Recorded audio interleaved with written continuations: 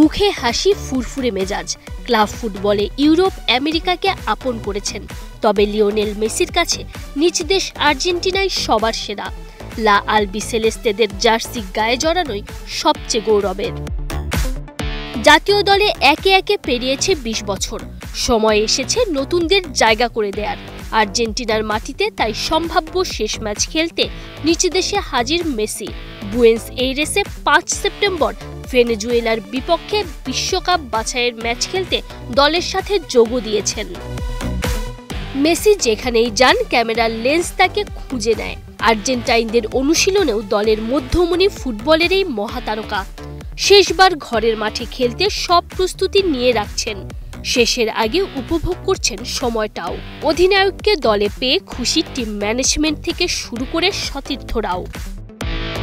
৩৮ বছর বয়সী এই ফুটবলার আগেই জানিয়েছেন, এ ম্যাচ দেখতে মাঠে উপস্থিত থাকবেন তার পরিবার।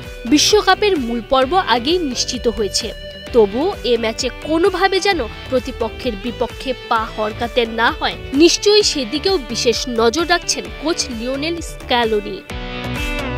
লিওনেল মেসি বরাবরই আবেগপ্রবণ। ঘরের মাঠে সম্ভাব্য শেষ ম্যাচের দিনেও যে আবেগতাড়িত হবেন তা নির্দ্বিধায় বলে দেয়া যায়। তবে অনুশীলনের এই মুহূর্তগুলোকে ঠিকই হাসি মজায় পার করে দিচ্ছেন। অবসরে যেন গর্ব করে বলা যায়, আমি একটা দারুণ দল পেয়েছিলাম। Tanjim Oishi, star news.